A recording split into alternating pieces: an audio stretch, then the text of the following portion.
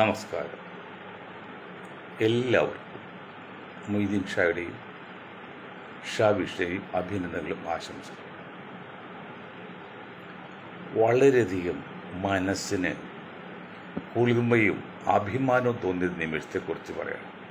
അത് മറ്റൊന്നുമല്ല, ഞാൻ ഇന്ന് രാവിലെ വൈറ്റ്ലയിൽ ഒരു പരിപാടിയിൽ പങ്കെടുത്ത് എൻ്റെ ആക്റ്റീവ സ്കൂട്ടറിൽ വൈറ്റ്ലയിൽ നിന്ന് എറണാകുളത്ത് വരുമ്പോഴേ കടവന്ത്ര ഭാഗത്തുള്ള പോലീസ് അസോസിയേഷൻ്റെ ഹാളിൽ നിന്ന് അതിൻ്റെ 2 വണ്ടിയിൽ കൊള്ളാവുന്ന യൂണിഫോം ഇല്ലാത്ത പോലീസുകാർ.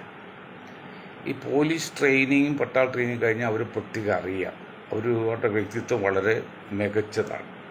ഒരു സെൽഫ് കോൺഫിഡൻസ് ഒക്കെ ഉണ്ട്, ആത്മധൈര്യമൊക്കെ ഉണ്ട്.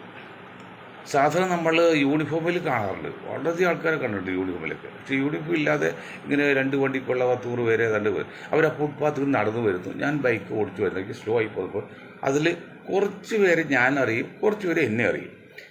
അപ്പോൾ ഒരാൾ നടന്നു പോരല്ലേ, കൈ നിർത്തി ഞാൻ ഷേക്കരുതെന്ന് കാര്യം പറഞ്ഞു. ഞാൻ പറഞ്ഞു വരുന്നത് എന്നെ അവർ തിരിച്ചറിഞ്ഞതോ അല്ലെങ്കിൽ ഞാൻ തിരിച്ചറിഞ്ഞതോ അല്ല വിഷയം.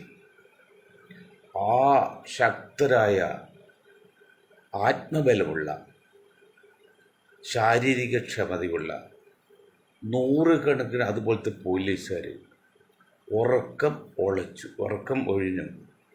ഒഴിച്ചും അവർ കുടുംബത്തെക്കാൾ കൂടുതൽ രാജ്യത്തോട് കൂറ് പുലർത്തി ആത്മാർത്ഥമായി പ്രവർത്തിക്കുകൊണ്ടാണ് എന്നെപ്പോലെ ഈ വയസ്സന്മാരൊക്കെ വീട്ടിൽ ഏതാണ്ട് ഒരു പരിധി വരെ സുരക്ഷിതമായി കഴിയുന്നത്. ഇത് എത്ര പേർ ചിന്തിക്കുന്നുണ്ട്? പോലീസ് എന്ന് കേൾക്കുമ്പോൾ എല്ലാവർക്കും പുച്ഛമാണ്, അല്ലെങ്കിൽ കുറ്റമാണ്. അവർ നമ്മളെപ്പോലെ സഹോദരന്മാരാണ്, വീട്ടിൽ വരുന്നതാണ്. അവർക്കും അമ്മയും പെങ്ങളും ഭാര്യയും കുട്ടികളൊക്കെ ഉണ്ട്, അവരുടെ അസുഖങ്ങൾ വരും. ഇതൊക്കെ ഉള്ള ഒരു കുടുംബത്തിൽ നിന്നാണ് പോലീസ് എന്ന് പറയുന്ന വർക്ക് വരുന്നത്. അവർക്ക് പ്രത്യേക ജന്മമല്ല, നമ്മളിൽ ഒരുത്തനാണ്. ആ പോലീസുകാരെ കുറിച്ച് നമ്മൾ വിമർശിക്കാതെ തെറ്റൊന്നുമില്ല. പോലീസുകാരിൽ മോശക്കാരുണ്ടെന്ന് ശരിയാണ്, പക്ഷേ എങ്കിലും വിമർശിക്കും ഒരു മയം വരുത്തതെന്ന് വിനീതയെ അഭ്യർത്ഥിക്കാം. നമുക്ക് ഇപ്പോൾ കുളിർമയെ കൊണ്ടൊരു കാര്യമാണ്. അവരാ നടന്നു പോകുമ്പോൾ അവരാ യൂണിഫോം ഇല്ലെങ്കിൽ പോലും ആ ഒത്തൊരുമയും പൊക്കവും ഏതാണ്ട് വണ്ണമൊക്കെ ഒത്തുവരുമ്പോഴേ നമുക്ക് അഭിമാനം തോന്നിയെന്ന് പറയണം. അവർക്ക് ആദ്യമായിട്ട് എൻ്റെയും എൻ്റെ ഗ്രൂപ്പിൻ്റെയും ഒരു ബിഗ് സല്യൂട്ട് നൽകുകയാണ്. ഇത് പറയുമ്പോൾ പാലക്കാട് നെന്മാറയിൽ ഒരക്രമി ജാമ്യത്തിറങ്ങിയിട്ട് വീണ്ടും അമ്മയും മകനെയും, അതായത് ഭർത്താവിനെയും അമ്മായിയമ്മയും കുത്തിക്കൊന്ന സംഭവം നമ്മൾ കണ്ടുകൊണ്ടിരിക്കുകയാണ്. അതിനും ഒരു പരിധിവരെയൊക്കെ പോലീസും ഭാഗവാക്കാണ്, ഒക്കെ ശരിയാണ്. എങ്കിൽ പോലും അങ്ങനെയുള്ള ചെറിയ സംഭവങ്ങൾ മാറ്റിവെച്ചാൽ ഇന്നും പോലീസിൻ്റെ കഴിവിനെ നമ്മൾ അംഗീകരിച്ച് ആദരിച്ചേ തീരും. ഓക്കെ, ഇന്ന് നമ്മൾ മറ്റൊരു കാര്യം പറയാനുള്ളത്, വർഷങ്ങൾക്ക് മുൻപ്, നമ്മൾ ഏതാണ്ട് 30 വർഷം മുൻപ് ഫോർട്ട് കൊച്ചിയിൽ നിന്ന് കടലിനടിയിലൂടെയോ കടലിന് മുകളിലൂടെയോ വൈപ്പിലേക്ക് ഒരു തുരങ്കപാതയോ അല്ലെങ്കിൽ ഫ്ലൈ ഓവറോ കുറിച്ച് ചിന്തിക്കാമെന്ന് ഒരു 10-30 വർഷം മുമ്പ് നമ്മൾ സെമിനാർ വെച്ച് 10 റിപ്പോർട്ട് മാനുവലും മാതൃകയൊക്കെ വന്നതാണ്. ഇത് പറയുന്നത് ഇന്നിപ്പോൾ ആരോ ഒരു വാർത്ത കണ്ട് വൈപ്പിൽ നിന്ന് ഫോർട്ട് കൊച്ചിയിലേക്ക് തുരങ്കപാത വേണമെന്ന്. 2 രീതി. ഒന്ന് ഫ്ലൈ ഓവറാണെങ്കിൽ സാധാരണ കപ്പലിൻ്റെ പുകയൊക്കെ വെച്ച് നോക്കുമ്പോൾ അതിനേക്കാൾ ഒരു 10-15 കൂടി വെച്ചിട്ട് ഒരു 60-70 അടി ഉയരത്തിൽ, അല്ലെങ്കിൽ 60-70 അടി താഴ്ത്തിപ്പെടും. എന്നിട്ട് വാഹനങ്ങൾ വരാവുന്ന രീതിയിലൊക്കെ സംവിധാനം സിംഗപ്പൂരിലൊക്കെ അങ്ങനെ ഉണ്ട്. അതൊരു ടൂറിസ്റ്റ് കേന്ദ്രമൊക്കെ ആകാറുണ്ട്. എന്നാൽ ആ വഴിക്ക് ജനങ്ങൾ ചിന്തിച്ചു തുടങ്ങി എന്നറിയുന്നതിൽ ഞങ്ങളുടെ ഗ്രൂപ്പിനും അഭിമാനം തോന്നുന്നു. അത് പറയാനാണ് ഇന്ന് ലേറ്റസ്റ്റ് വാർത്ത എന്ന് പറഞ്ഞാൽ ഇന്ത്യയിൽ ഉത്തരാഖണ്ഡിൽ ഏക സിവിൽ കോഡ് നടപ്പിലാക്കിയെന്ന്.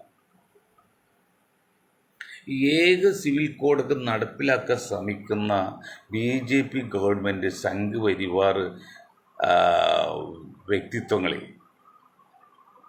നിങ്ങളുടെ അതിനുവേണ്ടി ചെലവഴിക്കുന്ന ആ പാഴ് ചെലവായി പോകുന്നു. നിങ്ങൾക്ക് ഉദാഹരണം പറയാം. ഇപ്പോൾ സംഘ് പരിവാറിനോട് സെൻസാസിൽ കുട്ടികൾ പരീക്ഷയ്ക്ക് SLC പരീക്ഷ ഉണ്ണിമേരി എന്ന സിനിമാ നടിയുടെ അപ്പുറത്ത് ഇപ്പുറത്ത് 2 മുസ്ലിം പെൺകുട്ടിയിൽ നിന്ന് പരീക്ഷ എഴുതി. അവർ രണ്ടും ഉണ്ണിമേൽ നോക്കിയിരുന്നു.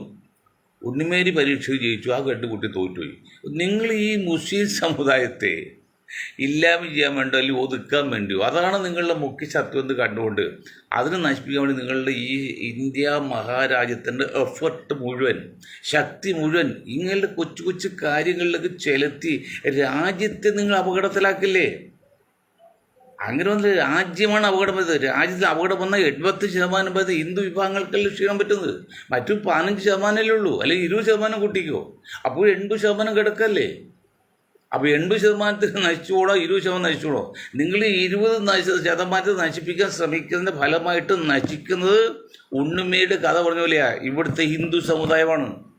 ഇന്ന് വാർത്ത കണ്ടില്ലേ? ലോകത്തിൽ ദരിദ്രത്തിൽ ഏറ്റവും കൂടുതൽ ഇപ്പോൾ ഇന്ത്യയിൽപ്പെട്ട 5ാം സ്ഥാനത്തോറ്റോ ഏറ്റവും കൂടുതൽ 5ാലെത്തിയുണ്ട്. പണ്ട് ആഫ്രിക്കൻ ഏതോ രാജ്യം സുഡാനൊക്കെ ആയിട്ട് കഴിഞ്ഞപ്പോൾ അതിലായില്ല.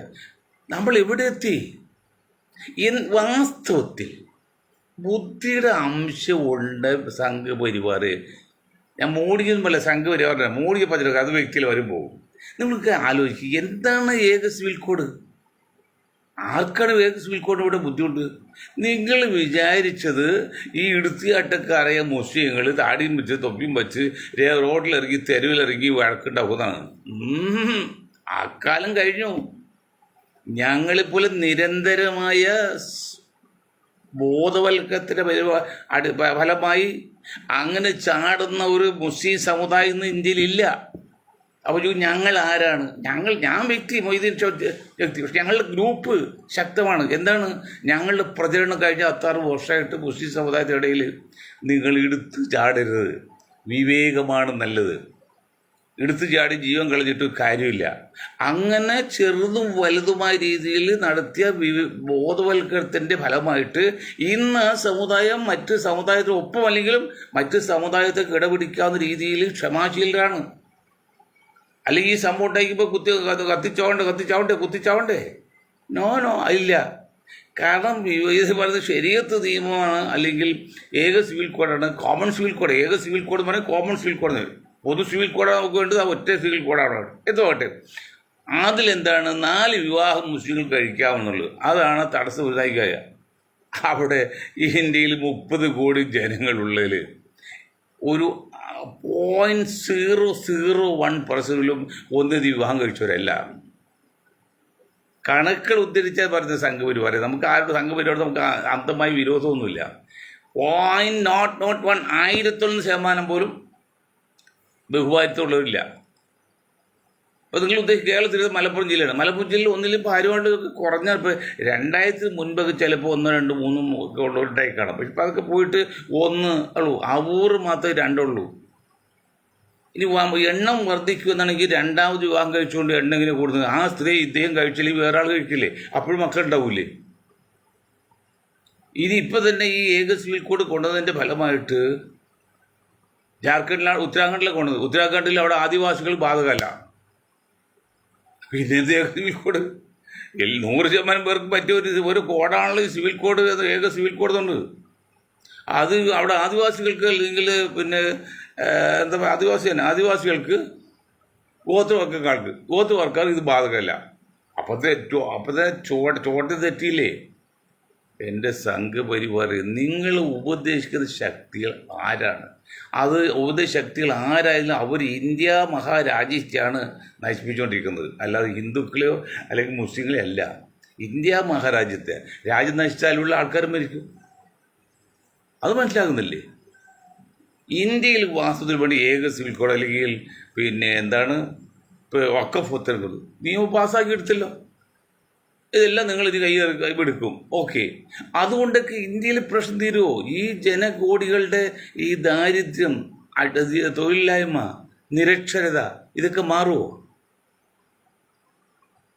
വാസ്തവത്തിൽ ഇന്ത്യയിൽ ഈ 20% വരുന്ന ഒരു മുസ്ലിം സമുദായം എന്നൊരു വർഗം ഉണ്ടായിരുന്നില്ലെങ്കിൽ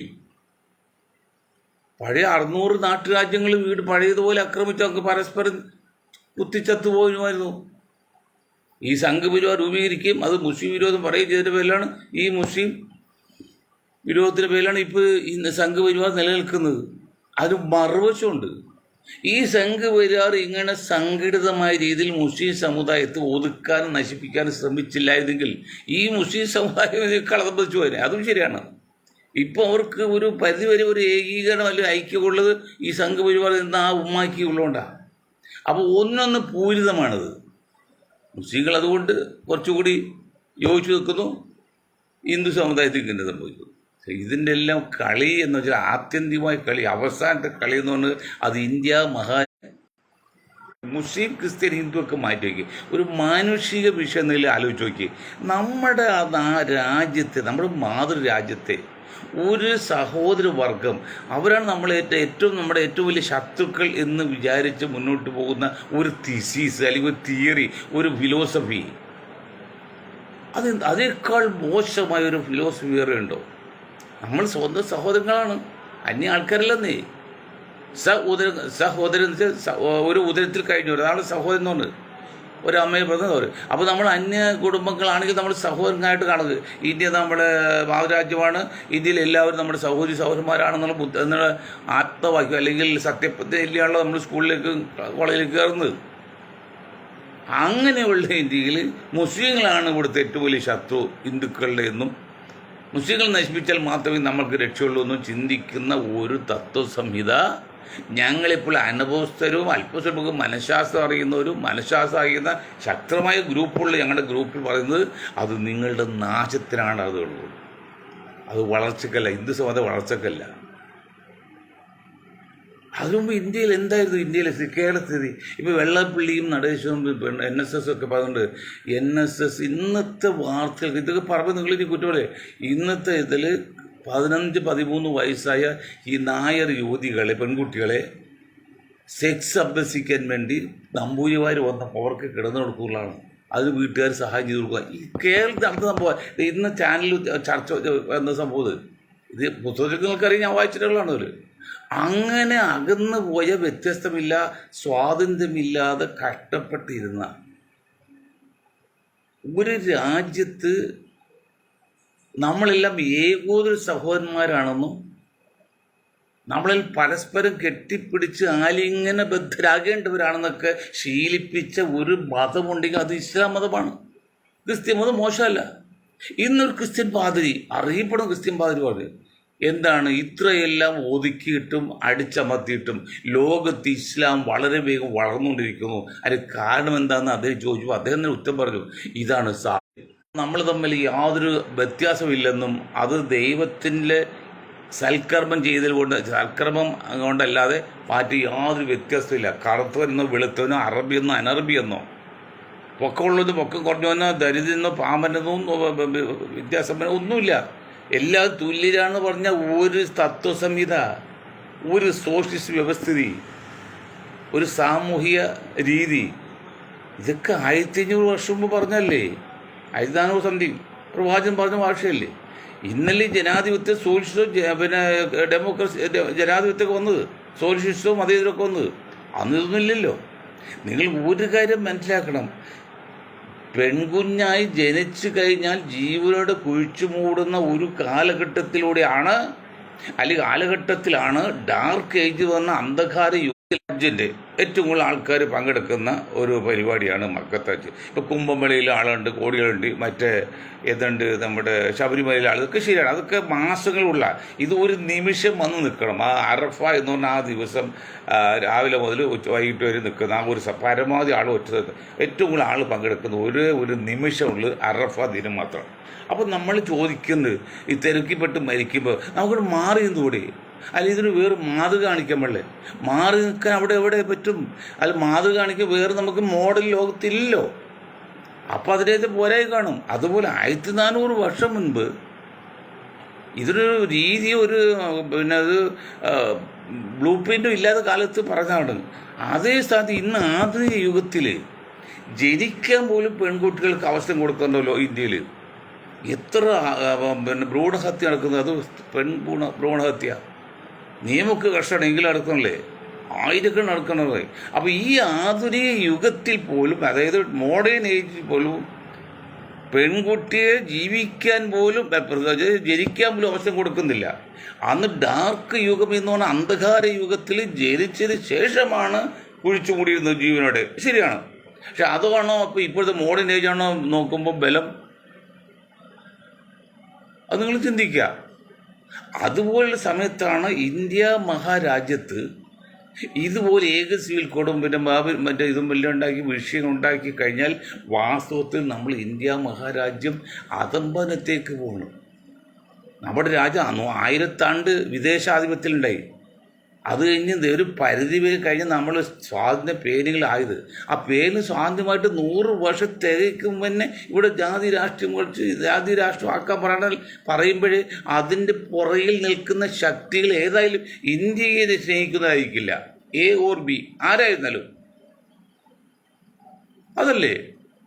പരസ്പരം ഒരു സമാധാനമില്ലാത്ത ഒരു കുടുംബത്തിൽ ഐശ്വര്യം ഉണ്ടാവില്ല, ഒരു സമാധാനം ഉണ്ടാകാത്ത ഒരു രാജ്യം വളരില്ലെന്നൊക്കെ ഫിലോസഫി അല്ലേ, ലോകതത്വമല്ലേ ഇതൊക്കെ. ഇങ്ങനെ തൊട്ടും പിടിച്ചൊക്കെ ഉണ്ടാക്കി ഒരു ലഹളയിലേക്ക് എത്തി അരാജകത്വം ഉണ്ടാക്കിയാൽ നമ്മൾ പ്രതീക്ഷിക്കാത്ത പലരും ജീവൻ പോകും. അത് വേറെ കാര്യം. കോടികൾ നഷ്ടം വരും. ഇന്ത്യയിൽ ഇപ്പോൾ BJP ഗവൺമെൻറ് വന്നിട്ട് മാത്രമല്ല, അത് മുൻപെടുത്താലും ഏതാണ്ട് 100 വർഷമാകുന്ന ഇന്ത്യയിൽ 1 ലക്ഷത്തിൽ പരം ചെറുതും വലുതുമായി വർഗീയ ലഹളയിൽ കേരളത്തിൽ ജനസംഖ്യ 4 കോടിയോളം മരിച്ചു പോയിട്ടുണ്ട്. അത് 90% മുസ്ലിങ്ങളും ദളിതുകളാണ്. ക്രിസ്ത്യൻസും അത്ര അനുഭവത്തില്ല. കേരളത്തിലെ ക്രിസ്ത്യൻസ് ഉള്ളു, ബാക്കിയുള്ള അത്ര ഇല്ലല്ലോ. ഹിന്ദുക്കൾ ഉയർന്ന ജാതി വന്നില്ല, പിന്നെ കുറച്ച് പിന്നോക്ക ജാതിയാണ്. അതിനാരോ ഉത്തരവാദി? അതിന് BJP കുറ്റം പറയാൻ പറ്റുമോ? അന്ന് അവർ ഭരിക്കുന്നില്ല, കോൺഗ്രസ് ഭരിക്കുന്നത് എന്ന് ചോദിച്ചു. കോൺഗ്രസ് ആണ് അതിന് മുഴുവൻ ഉത്തരവാദി. ഒരു കക്ഷി ഭരിക്കുന്ന വെച്ചിട്ട് അവരെ മുഴുവൻ ഉത്തരവാദിത്വം എന്ന് പറയാൻ പറ്റുമോ? അല്ല. അത് നമ്മുടെ ആ പ്രത്യയശാസ്ത്രത്തിൻ്റെയും സാമൂഹ്യ പശ്ചാത്തലത്തിലെയും ആ ജാതി രീതിയിലേക്ക് ഇതാണ്. അതൊക്കെ സംഭവിച്ചു പോട്ടെ, കഴിഞ്ഞു വരികളാണ്. അത് മാറ്റുമെന്ന് ഒന്ന് മുന്നോട്ട് പോകാൻ ശ്രമിച്ചുകൊണ്ടിരിക്കുമ്പോൾ ഈ സംഘവിജയം അതികാത്തി കയറിയിട്ട് രാജ്യത്തെ ഹിന്ദു രാഷ്ട്രമാക്കി പ്രഖ്യാപിക്കാനുള്ള ശ്രമം നടത്തിയാൽ അതുകൊണ്ട് രാജ്യം നന്നാവുമെങ്കിൽ നമുക്ക് യാതൊരു കുഴപ്പമില്ല. അതിൽ ഈ സംഘപരിവാർ ഞങ്ങൾക്ക് വരാനുള്ളത് സോളമൻ ചക്രവർത്തി, അതായത് സുലൈമാൻ നബി പറഞ്ഞിട്ടുണ്ട്. ഒരു കുട്ടിക്ക് തർക്കം ഉണ്ടായിപ്പോൾ യഥാർത്ഥ കള്ളത്തള്ള എന്താ പറഞ്ഞത്? പങ്കിടാമെന്ന് പറഞ്ഞത്. രാജാവ് എന്ന നിലയിൽ മധ്യസ്ഥം പറഞ്ഞാൽ നമുക്ക് പങ്കിടാം. പകുതി എന്ന് പറഞ്ഞത്. യഥാർത്ഥ എന്താ പറഞ്ഞാൽ എനിക്ക് പകുതി വേണ്ട, എൻ്റെ കുഞ്ഞ് ജീവിയോട് കണ്ടാൽ മതി എന്ന് പറയുമ്പോൾ ഞങ്ങൾ എന്നിൽ മുസ്ലിം സമുദായം പറയാണ് ഞങ്ങൾ മുഴുവൻ നശിച്ചാലും കുഴപ്പമില്ല. പക്ഷെ ഭാരതാംബ അല്ലെങ്കിൽ ഭാരത ഇന്ത്യ മഹാരാജ്യം ശക്തിയോടുകൂടി തന്നെ പൂർവാധികം ശക്തിയോട് തന്നെ നിലനിൽക്കും. അത് സാധിക്കും. ഉറപ്പുണ്ടോ? മുസ്ലിങ്ങൾ മുഴുവൻ കൊന്നുകളയുക അല്ലെങ്കിൽ നാട് കൊടുക്കുക, അതൊന്നും കുഴപ്പമില്ല. അപ്പോൾ നമ്മുടെ ജനിച്ച നാട്, നമ്മൾ ജനിച്ചാൽ ഈ മാറാൻ പോകില്ല. നമ്മൾ എവിടെ പോയാലും മൊയ്തീൻ ഷാ ജനിച്ചാൽ ഇന്ത്യ തന്നെ വേറെ രാജ്യമാവില്ല. ആ ജനിച്ച നാടിന് സുരക്ഷിതത്വവും പൂർവാധികം ശക്തിയായിട്ട് മുന്നോട്ട് പോകുന്നുണ്ടെങ്കിൽ ഞങ്ങൾ മുഴുവൻ മാറാനും കൊല്ലാനും സ്വയം മരിക്കാൻ പറ്റും തയ്യാറാണ്. അത്ര രാജ്യസ്നേഹികളാണ് മുസ്ലിങ്ങൾ. നിങ്ങൾക്കറിയാം, ഇത്രയും രാജ്യത്ത് സ്നേഹിക്കുന്ന ഒരു ലോകത്ത് ഒരു പ്രജയില്ല. എന്തുകൊണ്ട്? കാരണം അവൻ്റെ ഈമാൻ അല്ലെങ്കിൽ വിശ്വാസത്തിൻ്റെ ഭാഗമാണ് മാതൃരാജ്യത്തെ സ്നേഹിക്കുക എന്നുള്ളത്. ജനിച്ച നാടാണ് മാതൃരാജ്യം. അല്ല, എൻ്റെ ചില അറിവില്ലാത്ത മൊല്ലാക്കർ എൻ്റെ മാതൃഭാഷ അറബി എന്ന് പറയും. അതൊക്കെ അവർ അറിയില്ല എന്നുണ്ട്, അല്ലെങ്കിൽ കുറ്റമുണ്ടില്ല. അല്ലെങ്കിൽ എൻ്റെ മാതൃരാജ്യം മക്ക എന്ന് പറയും. അതൊക്കെ അറിവില്ല എന്നുണ്ട്. ഇന്ത്യൻ മുസ്ലിങ്ങളുടെ മാതൃരാജ്യം ഇന്ത്യയാണ്. മാതൃഭാഷ മലയാളം. നമുക്ക് മലയാളം, മറ്റുള്ളവർക്ക് ഹിന്ദി പോലെയുണ്ട്. അപ്പോൾ അങ്ങനെ വരുമ്പോൾ നമ്മൾ ഈമാൻ്റെ ഭാഗത്ത് വിശ്വാസത്തിൻ്റെ ഭാഗമാണ് ജനിച്ച നാടിനെ സ്നേഹിക്കാറുള്ളൂ. അതുപോലെ ഭരിക്കുന്ന കക്ഷി പരിധി വരെ ഭരിക്കുന്ന കക്ഷി നമ്മൾ അംഗീകരിക്കുന്നുണ്ട്. ഇസ്ലാമിൽ അതിൻ്റെ വിശ്വാസത്തിൻ്റെ ഭാഗമാണ്. അങ്ങനെയുള്ള മുസ്ലിങ്ങൾ പറയണം നമ്മൾ മാതൃരാജ്യത്തിന് വേണ്ടി സ്നേഹിക്കുന്നു, മാതൃരാജ്യത്തിന് വേണ്ടി ജീവൻ കളയുന്നു. അങ്ങനെ എത്ര പേര് ജീവൻ കളഞ്ഞാണ് നമ്മുടെ ഇന്ത്യക്ക് സ്വാതന്ത്ര്യം നേടിയത്. 36,000-ൽ പരം അംഗീകൃത മുസ്ലിം ലിസ്റ്റ് ഉണ്ട്. അല്ലാതെ ലിസ്റ്റിൽ പെടാതെ എത്രയോ 1000 മരിച്ചിട്ടുണ്ട്. അല്ല, പരിക്കുറ്റ എത്രയുണ്ട്, എത്ര കോടി തോട്ടമുണ്ട്. അതൊക്കെ നേടിയെടുത്താണ് നമ്മുടെ ഭാരതത്തെ സ്വാതന്ത്ര്യം. ആ സ്വാതന്ത്ര്യമുള്ള ഭാരതമല്ല ഇന്ത്യ ശക്തിയുക്തം വളരുന്നതിനും നിലനിൽക്കുന്നതിനും തടസ്സമാകാൻ പാടില്ല. അങ്ങ് തടസ്സമായ അത് എന്തും നമ്മൾ പരിഹരിക്കും, ആ തടസ്സം മാറ്റും. ഇത് ജനാധിപത്യത്തിൽ ഇതുപോലില്ല. നിങ്ങളുടെ ആശയത്തെ ഞാൻ അങ്ങേറ്റേർക്കും. നിങ്ങളുടെ ആശയം പ്രചരിപ്പിക്കുന്നത് എന്ത് ജീവൻ ബുദ്ധിമുട്ട് വരികയാൽ ഞങ്ങളുടെ ജീവൻ കൊടുത്തോളും അത് അതായത് എന്താണ് നേടിയെടുക്കാൻ തയ്യാറാണ്. ആ വിശ്വാസമുള്ളൊരു വർഗമാണ് മുസ്ലിം സമുദായം. ആ സമുദായത്തെ ഉമ്മാക്കി കാണിച്ച് അല്ലെങ്കിൽ മറ്റെന്തെങ്കിലും കാണിച്ച് ഭയപ്പെടുത്തി മൂലക്കിരുത്താം എന്ന് വിചാരിക്കുന്ന ആ ശക്തിയുണ്ടല്ലോ, ആ ചിന്തയുണ്ടല്ലോ, no no no no no അത് ശരിപോലെ പോവില്ല.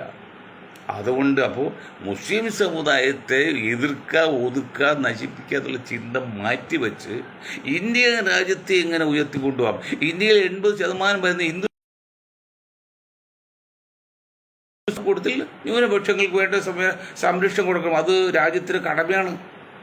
ഭരണഘടന പറയുന്നതാണ്, അത് വേണം. കാരണം ഈ ഇവിടുത്തെ ന്യൂനപക്ഷങ്ങൾ എന്ന് പറഞ്ഞാൽ അതിഥികളാണ്, ആതിഥേയരാണ് ഇവിടുത്തെ ഹിന്ദു സഹോദരങ്ങൾ. അപ്പോൾ ഹിന്ദു സഹോദരങ്ങളിലെ അതിഥികളായ ന്യൂനപക്ഷങ്ങളെ സംരക്ഷിക്കേണ്ട ബാധ്യതയും ഉത്തരവാദിത്വം ആർക്കുണ്ട്? ആതിഥേയർക്കുണ്ട്. ആതിഥേയം വെച്ചാൽ അതിന് സ്വീകരിക്കുന്ന ആൾ.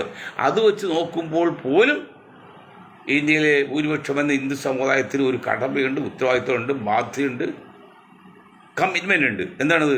ന്യൂനപക്ഷങ്ങൾ സംരക്ഷിക്കുക. അത് ചെയ്യുന്നവരോ ചിന്തിക്കുക.